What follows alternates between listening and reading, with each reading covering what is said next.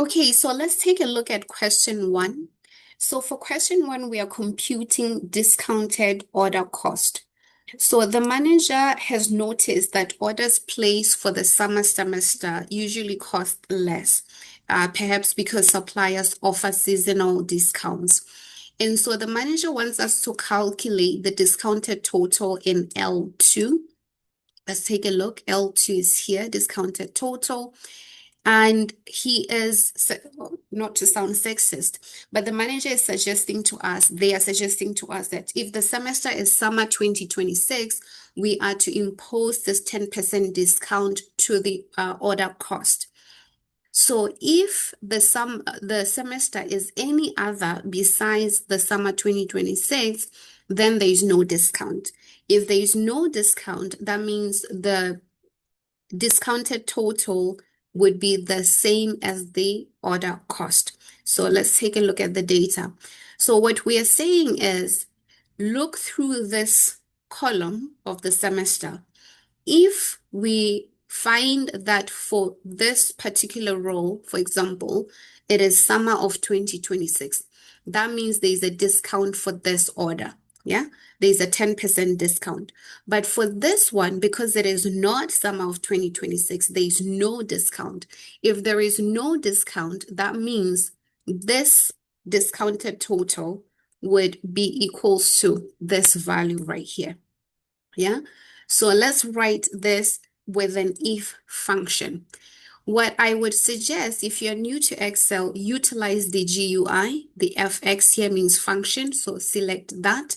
Open, you can double click here for the if function.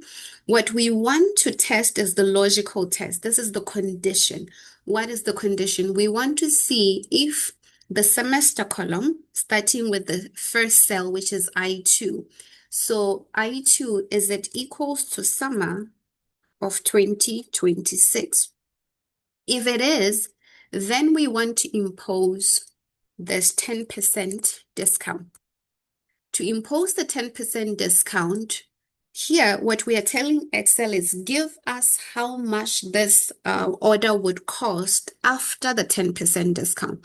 That is why we are multiplying by 0.9. If we multiply by 0.1, this is a mistake that I've seen in the past. What we are telling Excel, if we multiply by 0.1, is give us the actual discount amount.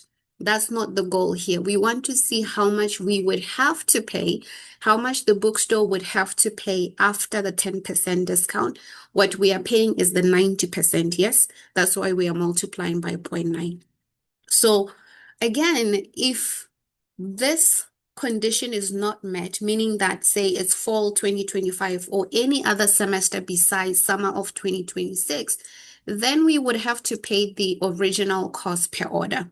Yeah, so the if function taken together has three arguments.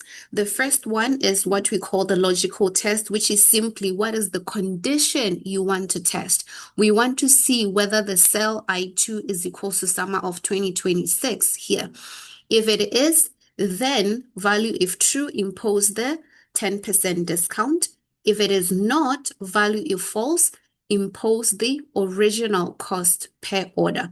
That is all for the if statement. Then select OK. In fact, here, what we should do is copy this, my mistake, to the first cell, then copy the formula down. Yeah, what I don't want to see is us dragging. This is something that grandma would do. Nothing wrong with being a grandma, but we are not there yet, right? Something my grandma would do because she was not techie. Yeah, but hopefully our grandmas here are techie. But what we want to do, or tech savvy, yeah, what we want to do here is to double click this plus to copy the formula down. That's what we have for the if function. Remember, the goal here is to understand the functions conceptually. The if function, what it does is it checks a certain condition and then tells Excel, if that condition is met, do this. If it is not met, do that. That is it for the if function, and let's end here for now.